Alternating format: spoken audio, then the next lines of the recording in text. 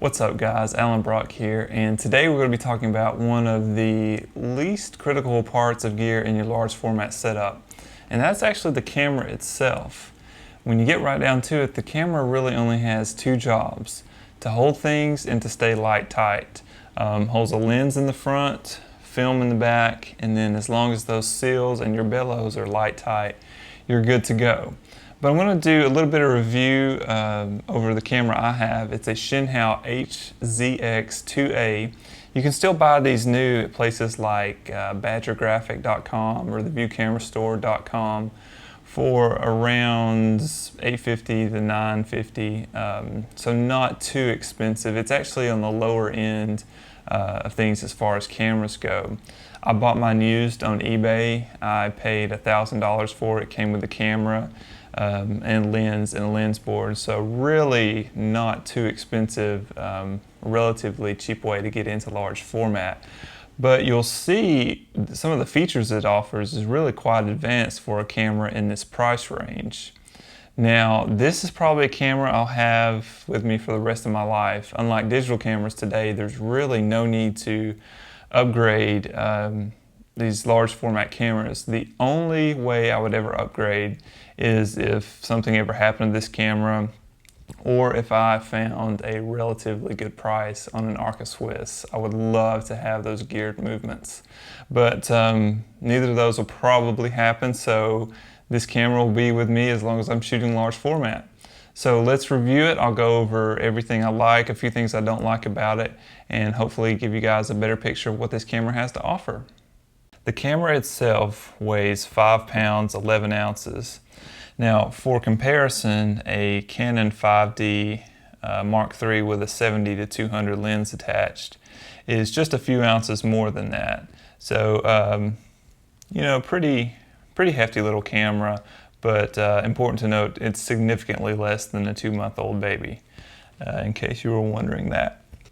Okay, so let's go over the outside part of the camera first. Now, this is considered a filled camera or a folding camera as opposed to a monorail, which means that the entire camera folds up into this one relatively compact package here. Both standards and the bellows, everything is in here. The back side, or rather the bottom of the camera, you'll see has the tripod attachment plate, and it's got places for a 3/8 inch or a 1/4 inch attachment. I would be really hesitant to ever use the 3/8 inch attachment. It really doesn't seem like a lot holding it in place.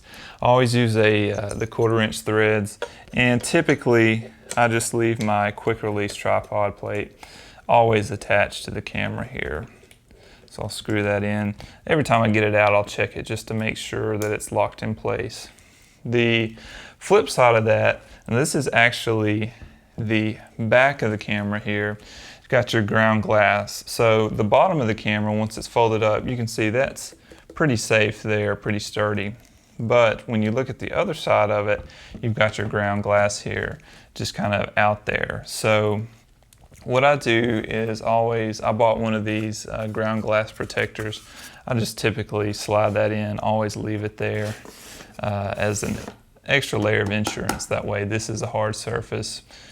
Probably not going to break your ground glass if it takes any bumps in your pack. One downside of the camera, I would say, is the ground glass that comes with it is typically very dim. I had trouble seeing through it, so I upgraded mine to a Maxwell screen. You can see that link in the you can see a link to that video in the description below. Really a worthwhile upgrade. So let's slide that back off. We'll open up the camera here and kind of go over the features that it has. One more thing before we open it up. You see it's a wooden camera. In my opinion, it's beautifully finished. That's one of the first things that people compliment or mention about it when they see it. It tends to draw a lot of attention, and it's just really a well-made, beautiful camera, even to be on kind of the lower end as far as cameras go. So to open it here, I'll spin it around. You've got this little latch here that holds the bottom and the rear standard together. Just flip up on that and slide it open. Now the rear standard is going to lock into place. These little rails here may be tough to see, but there's a little detent there. So when you're opening it, that will kind of snap into place, and then you just tighten these set screws on either side. There's one on either side to lock that in place. Your front stander is going to slide out the focusing rail here, and then you have to lift up on it. Same thing as the rear standard. These little rails have a detent in them. That snaps into place once it's fully vertical. Lock it into place on either side. And then to lock the standard on the focusing rail, there's these little friction levers here. Pull those back to tighten it, and that way the only way you can move it is when you're actually focusing it. One final thing to do is, as far as rise and fall goes, I always start mine completely zeroed out, and this camera has little indicators on the side about your rise and fall in centimeters there. So always make sure it's zeroed out, tighten it on the rails, and that's pretty much the starting position of the camera. So let's look at putting a lens in place. Now this camera accepts Linhof style lens boards, and to lock them in place there's this little sliding lock that the camera uses. You'll see that throughout the camera, these little slide locks. But to place the lens, you slide it all the way open here. There's a little slot in the bottom that the notches on the lens board slide into place. So you'll do that, make sure it's fully seated at the bottom, and then lock it into place, and now your lens is in place. Let's go over the camera movements on the front standard. And as you've seen when I was placing the standard into place, you've got rise and fall, and a fairly good amount of rise and fall. Lock that back into place. You've also got base tilt on the front. So to tilt the lens, you unlock these set screws here, and then because there's that little detent there, you have to push back on either side, and then you've got base tilt with the front standard there. If you need to swing the lens, again, there's these two little friction locks, different from the one that sets the standard on the focusing rail. These two little friction locks, you slide those toward the middle here, and then you've got front swing. So really quite a few movements on your front standard there. The only thing missing is there's no shift, and on the front standard there's no axis tilt, which is really not a big deal. You don't really see axis tilt too much on folding cameras anyway, but that's the only two movements that the front standard is missing. Let's swing around to the back here. The rear standard, you've got your ground glass here. Right now it's set in landscape orientation. To change that, two slide locks on the top, slide those open, ground glass pops out, rotate it. There's two little slots in the bottom. Make sure to slot your ground glass back into place, push it into the top, and then lock it with these sliding locks here. One thing I failed to mention on the outside part of the camera is there's actually a little bubble level on top here. Important for initially leveling out your camera. Alright, so while we're talking about the rear standard here and the ground glass, let's talk about loading film. Now the ground glass is held up against the rear standard by these little spring levers here. And it's really quite simple to insert your film holder. You'll see the open side right over here. Just pull back against those spring levers there, slide in your film holder, and you'll feel it click when it's fully into place. Take your exposure, just pull it back out, kind of lift outward on it, slides right out. Okay, so for the ground glass itself, if you ever need to do any maintenance on this, you just lift up on these spring holders here, slide it out. There's two little brackets that hold in the ground glass, just a tiny little Phillips head screwdriver like you'd use to repair glasses. We'll get those out, and then the ground glass slides right out of there. To put it back in, it's kind of awkward, but you just push it against the spring spring leveled holders there, and it's back into place, no problem. So really easy to switch out parts on this camera. All right, so let's once again slot the ground glass back into place here, and we'll go over the rear camera movements. And this is where the camera, I think, really shines for the class of camera that it's in. First of all, we'll go over base tilt. Again, with the levers that you use to slide the rear standard into place, you can loosen those, push back against them to release them from the little detent there, and then you've got base tilt. A lot of, you can tilt it forward quite a bit. It also has a little bit of rearward tilt there.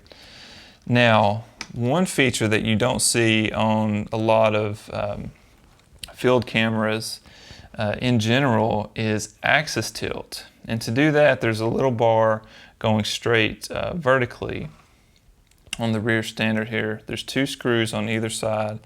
You'll loosen those, and then you can see there's a little detent there, but you'll see you've got just a slight amount of axis tilt. What that does is it rotates the standard about its center axis here, whereas the base tilt rotates it down here at the bottom. Axis tilt, typically a little bit easier to use. You don't have to refocus quite as much. Really a nice feature for a camera at this price point. You also have rise and fall. Again, these same levers here that you use to unlock the axis tilt. You loosen both of those, and then you can have rise on it. You don't really have any fall. I said fall earlier, but really the rear standard starts out in its lowest position, so really on the rear, all you have is camera rise. So I'm going to tighten those back up. In addition, you've got this little locking lever here underneath, a little bit hard to see, but this little silver locking lever, you slide that to one side, and now you've got rear swing as well as the ability to shift. So you've got your full complements of movements on this camera. Really a nice feature. Let me lock that back there. A few other things. If you're using a really wide angle lens, typically your standard is going to be really compressed back here. Now sometimes the bed of the camera, if your lens is wide enough, this bed can actually be in your shot. So to change that, or to alleviate that problem, this little knob at the very base here, if you unscrew that, and again there's one on both sides, you can actually slide the rear standard forward, and that way you can have your wide angle lens in and really no bed of the camera to speak of there. I don't really use super wide angle lenses that much, so never really need to do that. You'll see, when I tilt the camera, you'll see again centimeter markings on the side there. If you go through Bellows extension, if you have a really close-up subject or a really long lens and you need to calculate Bellows extension to get your exposure factor there, you can use these markings here. You'll see that the standard Bellows, let me crank them all the way out here, really offers quite a bit. Again, I don't really do much close-up work, but to me that's quite a bit of Bellows there. Just a few more things I want to show you here. Now, one thing that I don't really care for too much on this camera is the focus lock. So from behind the camera, this little knob on the right side here racks the lens back and forth, while the knob on the left side will lock it into place. Now, sometimes what you'll see is as I tighten it, notice how this will actually move a little bit. So if you're needing to achieve critical focus and you try to tighten it there, you can actually change your focus. So typically, it's got pretty good friction to begin with. I never really use the tightener here. At best, I'll just very, very lightly tighten it so that there's no risk of tightening this, rotating my actual focusing knob here. Now, these bellows I've found are good for about as wide as 90 millimeters. If you go any wider than that, you're going to need wide angle bellows. Changing out the bellows is actually not that bad, but it's one of the real nuisances in my life, so I try not to do it whenever possible. It's not too bad though. To unlock the bellows from the front standard, again, one of these little slide locks here, and the bellows comes right out. To get it off the rear standard, there's these two little set screws, again, one on either side. You'll unscrew those and it pops right out. There is a little white dot here that indicates the top of it. So when you're putting them back in, you'll know the correct orientation.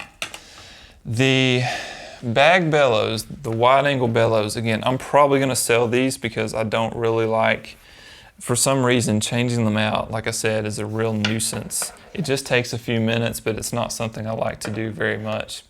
Typically, to get as much space as possible, I'll rack the front standard out pretty far, and I may even take off the ground glass in the back. But you'll slot the bellows in the bottom first, and then pull them tight, tighten these set screws here at the top. And then on the front standard, you'll slot the bellows into the bottom to begin with, and then hold them tight while you slide that slide lock in at the top there. So your bag bellows is now attached, and you'll see what this allows, because this bag is very loose, you can really compress the front and rear standards here. So if you're going super wide, one thing I recommend is looking through the back and making sure the bellows haven't folded up into the line of sight between the lens here and your ground glass or your film. Okay, to fold the camera back up, just reverse what you did to begin with. Make sure your focusing rail is all the way focused inward. You're going to release the front standard and lower it all the way. Release the tilt and tilt it all the way forward, and then make sure your standard, these little locks here, are unlocked, pushed all the way forward on your focusing rail. You'll push that backwards, making sure your standard is all the way down. And then to unlock the rear standard, push these little detents backward, fold it forward, and then finally lock it into place. Slide your ground glass protector in place to protect that investment, and you're good to go. I really, really enjoy this camera. It's beautiful to look at. I think really well made for what's, I guess, considered definitely not a top end 4x5 camera. But hope you guys enjoyed this review. If you're thinking about buying this camera, maybe learned a little something about its movements. If you like this video and this content, please give me a thumbs up and subscribe, and we'll see you next time.